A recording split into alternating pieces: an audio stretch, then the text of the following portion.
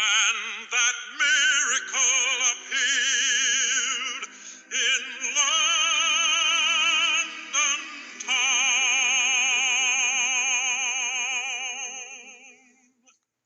The sword in the stone.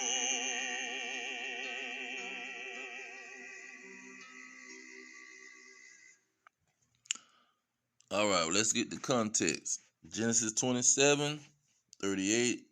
And Esau said unto his father, Have you but one blessing, my father? Bless me, even me also, O my father. And Esau lifted up his voice and wept. 39.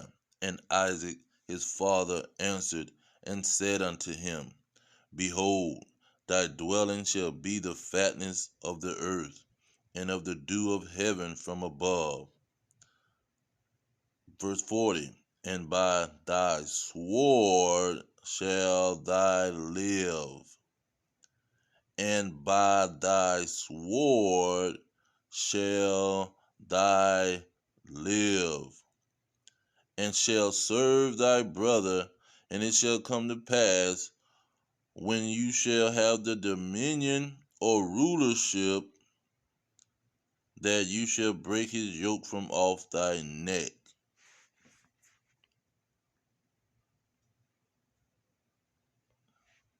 Whoso pulleth out this sword of this stone and anvil is rightwise king, born of England. Though many tried for the sword with all their strength, none could move the sword nor stir it. So the miracle had not worked, and England was still without a king. And in time, the marvelous sword was forgotten.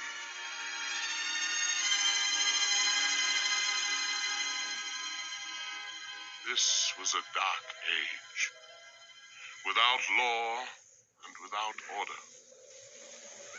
Men lived in fear of one another, for the strong preyed upon the weak.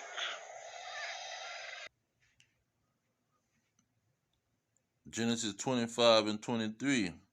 And the Lord said unto her, Two nations are in thy womb, and two manner of people shall be separated from thy bowels, and the one people shall be stronger than the other people, and the elder shall serve the younger.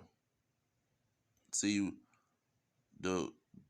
during this dark age, the stronger preyed on the weak, meaning the younger son was the strongest son, and he made the oldest son serve him. Let's get this in Revelation. Now, that sword was given to the oldest son, and the oldest son began to rule.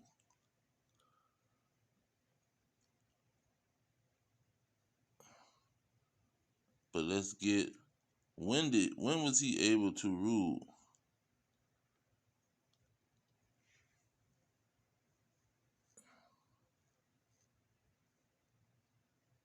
It says verse 2. Let's read verse 2. And he laid hold of the dragon, that old serpent, which is the devil and Satan, and bound him 1,000 years,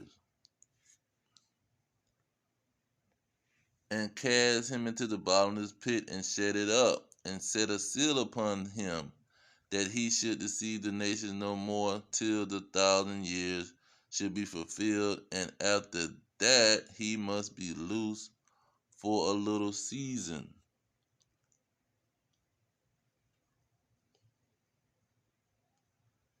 Verse 7. And when the 1,000 years are expired, Satan shall be loosed out of his prison. This is when he was given the sword. The sword was given to Esau at this time. After the Dark Ages, that's when the sword was given to Esau.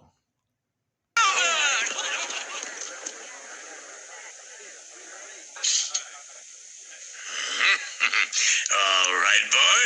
Let's have the miracle.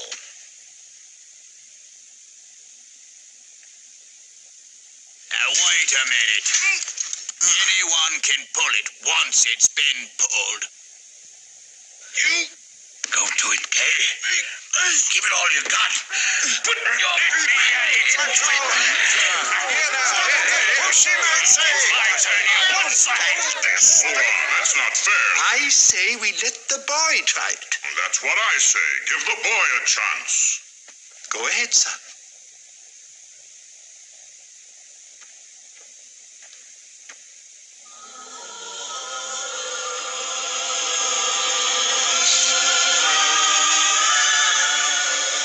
It's a miracle, ordained by heaven.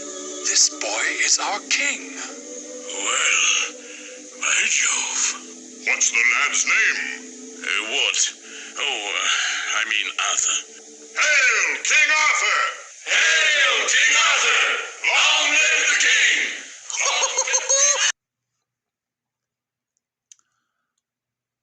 Revelation 6:4, and there went out another horse that was red, and power was given to him that sat thereon to take peace from the earth, and that they shall kill one another. And there was given unto him a great sword. See, this is still talking about Esau, because this power, what represents horse, was red, and Edom means red.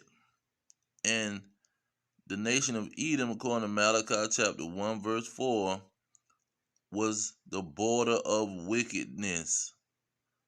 And Job 9:24 say the earth was given into the hand of the wicked, to the hand of the Edomites.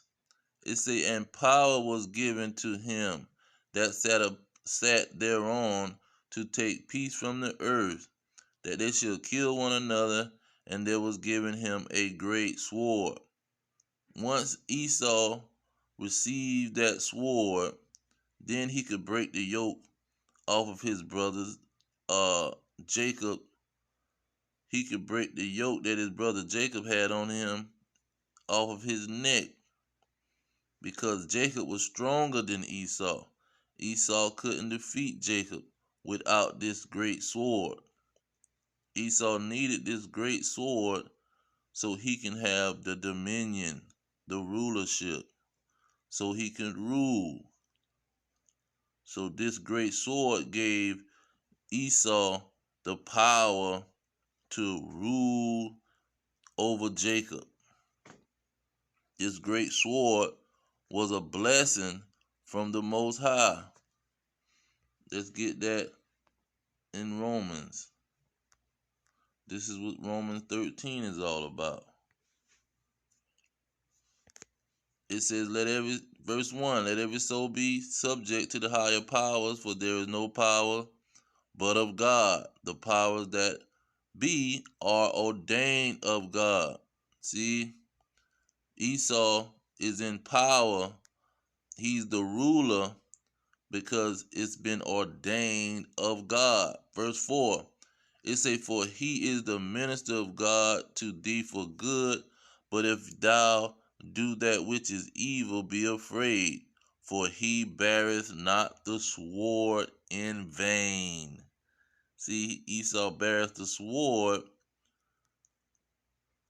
because this is his blessing of rulership. It says, for he is the minister of God, meaning the servant of God, a revenger to execute wrath upon him that doeth evil.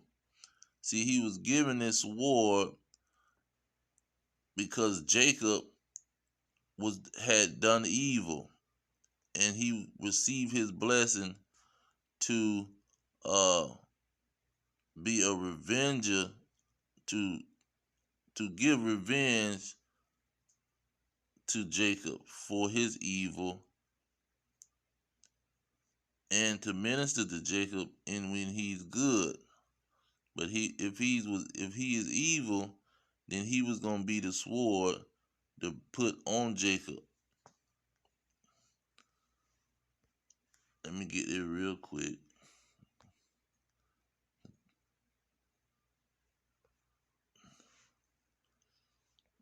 Verse 49, it say, the Lord shall bring a nation against thee from afar and from the ends of the earth, as swift as the eagle flieth, a nation whose tongue you shall not understand. Verse 50, a nation of fierce countenance, which shall not regard the person of old, nor show favor to the young.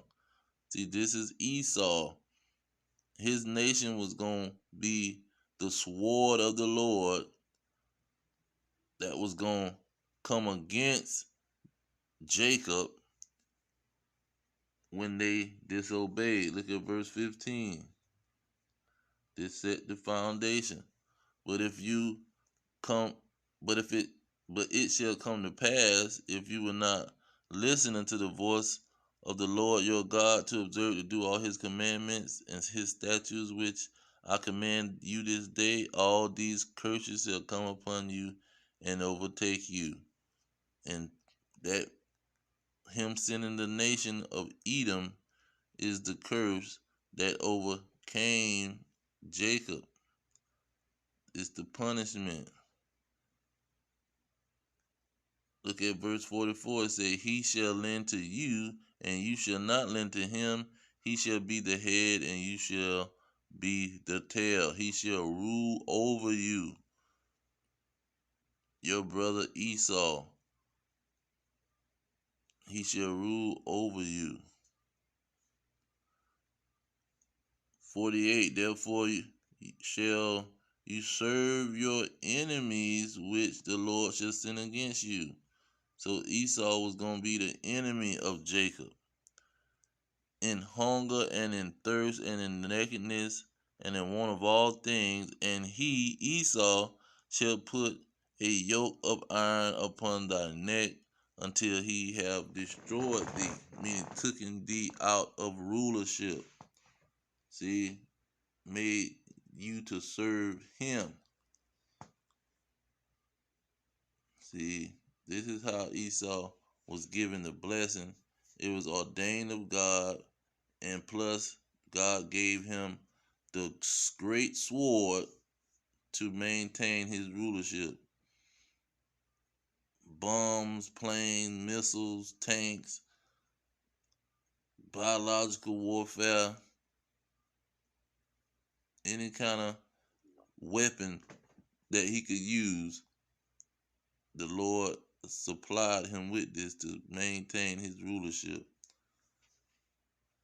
But I'm going to leave it there. All praises to Yahweh, Hashem, Yahweh Shah, Ba'ashem, Kakadash. Yahweh being the name of the Heavenly Father. Yahweh Shah being the name of his only begotten Son, who they ignorantly call Jesus Christ. Double honors to the elders pushing the truth. Peace to the elect worldwide, the blacks, Hispanics, and Native Americans, descendants of slaves, scattered around the globe. Our kingdom is at hand. Shalom.